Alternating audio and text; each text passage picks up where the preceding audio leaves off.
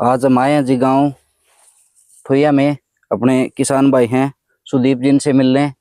तो ये बताएंगे अपना परिचय पहले तो, और फिर इन्होंने हमारा बायोटिक का यूज किया था अपने एचयू यूनिवर्सिटी सार का। तो ये बताएंगे अपना नाम, गांव, और इन्हीं से जानते हैं इनको क्या फायदा मिला, कैसे क्या इन्होंने यूज किया उसका। चलो बताइए सुदीप जी। नमस्कार डॉक्टर साहब। नमस्कार। मेरा नाम सुदीप है, गांव ठोइया, जिला फतेहाबाद, हरियाणा से। हाँ जी। मैं 12 एकड़ में गेहूं की खेती करता हूं। हाँ जी। तो इसमें जब कोर लगाने के बाद में ये पीलापन आ गया था अपने, जो ये गेहूं आप देख रहे हो पीछे, इसमें पीलापन आ गया था।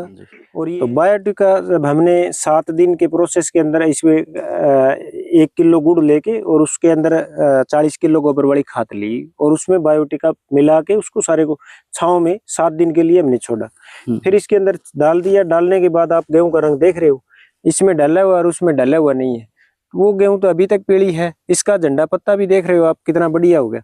तो ये जो बायोटिक का है, इसमें जीवाणु है। और ये जीवाणु जड़ को सारे इसको जितना भी इसका पौधे का है ना, ऊपर से लेके नीचे तक सारी खुराक नीचे जो अपनी जमा हुई है उसको लेके स्टार्ट कर देंगे। इसको है ना रूटीन में पौधे के ऊपर तक पहुंचेगा। झंडे पत्ते में आप इसका रिजल्ट देख सकते हो आप, कितना बढ़िया है। हाँ वो तो दिख रहा है जी, क्योंकि इसका जो पीएच है वो ऊंचा हो गया था, क्योंकि नीचे जमीन में जल स्तर है वो ऊंचा है और इसकी वजह से सोरे की जमीन है। जब बायोटिक डालने के बाद में अब इसको देख लो, मेरे हिसाब से 1.5 महीना हो गया हुआ। 1.5 महीने में इसकी पूरी रंगत है गेहूं की।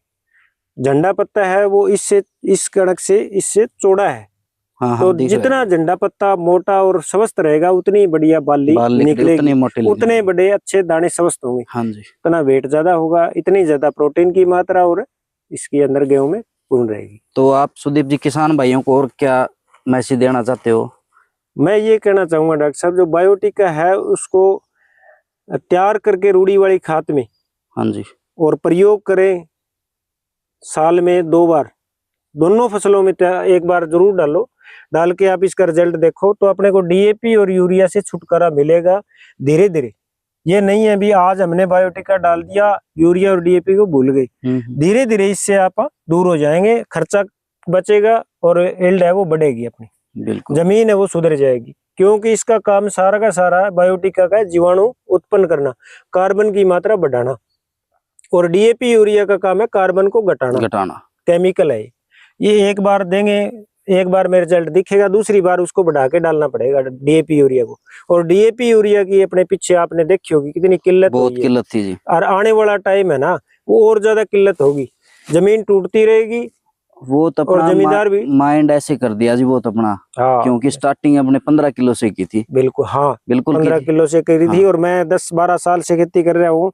मैं भी यहाँ 2 कट्टे 1.5 कट्टे यूरिया से स्टार्ट हो गया, आज 2.5 कट्टे यूरिया पर पहुंच रहा हूँ। मजबूरी हो रही है क्योंकि हमें ऐसी कोई चीज नहीं मिली जी। क्योंकि फास्फोर तो वैसे जमीन में बहुत ज्यादा अपने, इनको रिएक्टिवेट करने के जो पौधे तक ऊपर तक पहुंचाएगा वो चीज तो नहीं है। वो चीज नहीं है, वो कोई डॉक्टर आके यहाँ सलाह भी नहीं देता है। जितनी मार्केट में जितने प्रोडक्ट बिक रहे हैं वो केमिकल युक्त है और एकदम असर दिखाने वाले हैं। आज जमींदार को चाहिए तुरता फुर्ती रिजल्ट। हाँ, रात को डाले सुबह रिजल्ट चाहिए। हाँ, ये काम तो सिर्फ पेस्टिसाइड कर सकता है। क्योंकि खर्चे बढ़ गए, किसान के खर्चे बढ़ गए, तो उसको पूरा करने के लिए क्या करेगा वो भी। एकदम मेरी गेहूं है पिछली साल से 40 हुई, तो इस बार मेरी 80 हो जाए। 80 हो जाए तो होगी कैसे वो, एकदम ये केमिकल डालोगे तो होगी। फिर वो अगली साल और कम हो जाएगी, फिर अगली साल और कम होगी। एक बार तो ज्यादा दिखा दी आपने, पर वो धीरे धीरे आने वाला टाइम है ना, वो नुकसान, जमीन का स्तर भी तो डाउन हो गया। हाँ, वो तो ये फिर ये तो नशा है। नशे में वो आदत डाल रखी है हमने, वो आदत डाल दी। तो इस नशे को दूर करने के लिए बायोटिक का, और ये जो अपनी आ रही है ना कार्बोफुरान है, फ्यूरी ये नाम से आप जाना, ये जो जहर है ना, ये तो इसको कार्बन को खत्म ही कर देंगे सारे को। क्योंकि ये हाई पावर वाले जहर है, जीवाणु को मार देंगे ये सारे को। इसकी बजाय आप बायो के ऊपर जाओगे ना आगे आने वाले टाइम, बायो पर धीरे धीरे तो बहुत बढ़िया जाना पड़ेगा। देसी गोबर वाली मैक्सिमम मार लो 7 साल मार लो, लेकिन जाना पड़ेगा जी। तो इससे अच्छा है जी अपने टाइम से स्टार्ट करो। और आने वाले समय में उसमें जमींदार मार में नहीं आएगा।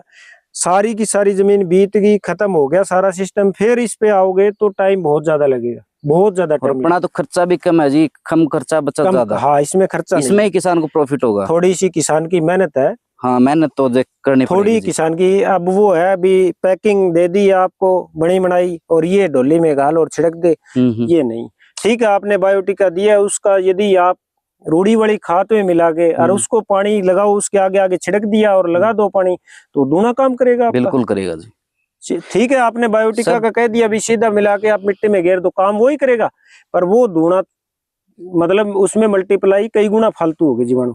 सब चीज का क्राइटेरिया होता है जी, उसके अनुसार ही करना पड़ेगा उसको, ये तभी उसका रिजल्ट मिलेगा। ये बात है जी, बिल्कुल। तो मैं तो यही कहना चाहूंगा सभी किसान भाइयों की, बायोटिका अपना है उसको यूज जरूर करें, प्रोसेस के हिसाब से करो तो अच्छी बात है। मतलब रूढ़ी वाली खाद में मिला के उसमें थोड़ा गोबर का पानी, गोबर वो सॉरी गुड़ का घोल बना के उसमें डाल दिया, 7 दिन उसको छोड़ दिया छांव में, उसको छिट्टा मारा, पानी लगाओ आप, बहुत बढ़िया काम करेगा ये। धन्यवाद। ठीक है, धन्यवाद।